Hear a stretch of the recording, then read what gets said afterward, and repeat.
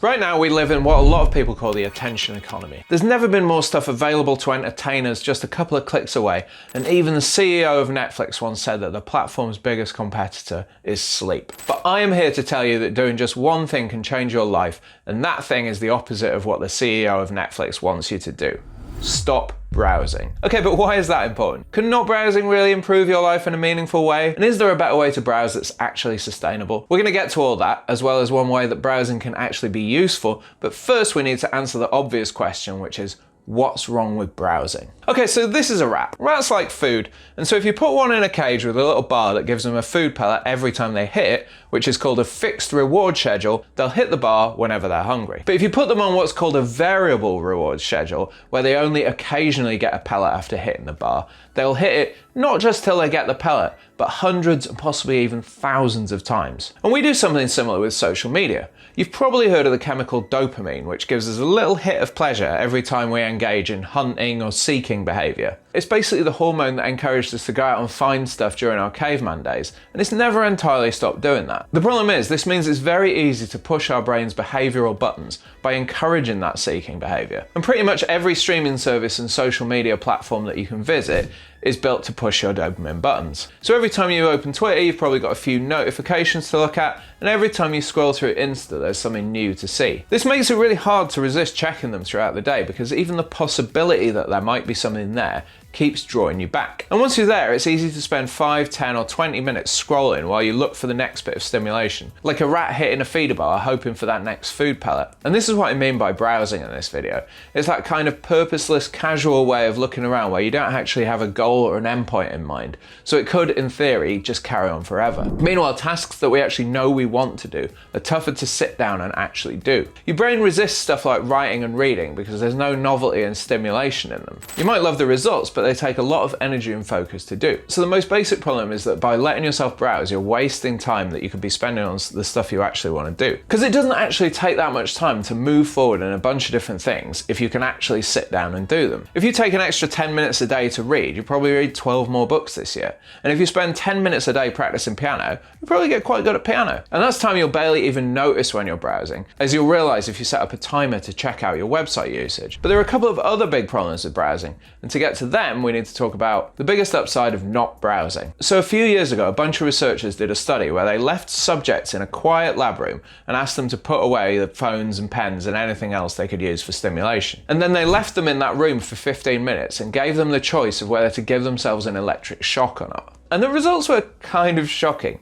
25% of the women and 67% of the men decided to jolt themselves with electricity rather than just sit quietly with their own thoughts for 15 minutes. So if you're sitting there thinking, yeah, I would hate to be stuck in a lab for 15 minutes with nothing to do except think, then you're not alone. But you might be missing out, because studies suggest there are a whole load of benefits to what researchers call quiet wakefulness and to what we usually call daydreaming. So for instance, it probably encourages creativity because it's a time when your mind can make connections between unrelated concepts. But it can also help our problem-solving ability, or even help us with stress and anxiety. And by just browsing whenever we're bored for a second, we aren't just wasting time, but cutting down on our chances to daydream. We're not quite giving ourselves an electric shock, but we are giving ourselves a little jolt of dopamine that might stop us from having a brilliant idea. So how do we stop? Okay, here's how. So there are a bunch of ways to cut down on your browsing, and some of them are really obvious. Getting rid of notifications is the most basic step you can take, and I would really encourage you to do that, because every time you get one, it's like a little nudge to push you back towards the platform. Taking apps off your phone or installing blockers that stop you accessing certain sites kind of seems to work for some people, but personally I always find a workaround. And going cold turkey is really difficult, and honestly it might be kind of counterproductive. So what I do is something I've borrowed from Cal Newport, which is schedule low quality leisure time in advance. So basically just sit down and go, okay, how much time each day am I prepared to waste scrolling around social media sites or like checking what to watch on Netflix? And that might be 10 minutes or it might be 2 hours, but the idea is to put a definite limit on the amount of time you're prepared to spend on that stuff in any one day. And you can revisit it after a week if it's too much or not enough. This works firstly because it forces you to acknowledge how much time you're prepared to spend on this stuff, but secondly because if you try to stop browsing entirely, you'll end up making exceptions when you absolutely need to go on the internet, and it's far too easy to break the habit. By scheduling your time, you're not quitting anything or losing access to any of the tools that streaming and social media services are giving you.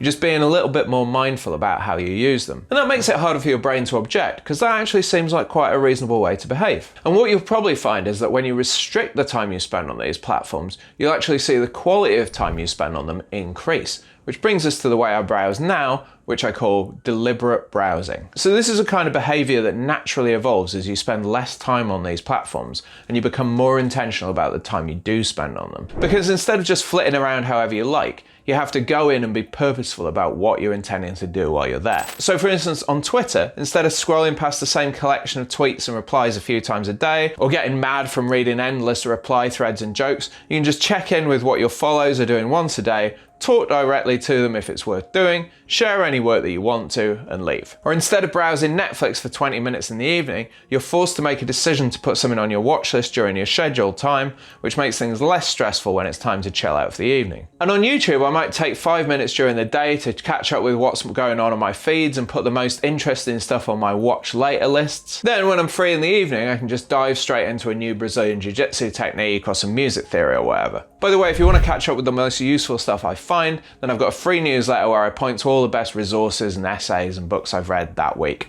Link in the comments. But there's another step to this, because this sort of deliberate browsing is something that can remind you to do the things that you really need to do. So for instance, if you want stronger relationships with your friends or your family, it can help to go through your contacts in your WhatsApp or your phone and notice who you haven't reached out to in a while. Or if you're in a rut professionally, you can browse LinkedIn and see what your contacts are up to, and that might spur something on that brings you to a new connection. And this is a kind of browsing that can open you up to like serendipitous experiences and actually improve your quality of life rather than sucking it away. But there's one totally different form of browsing that I really think can improve your quality of life, and to learn more about that, I recommend checking out this video here. I will see you over there.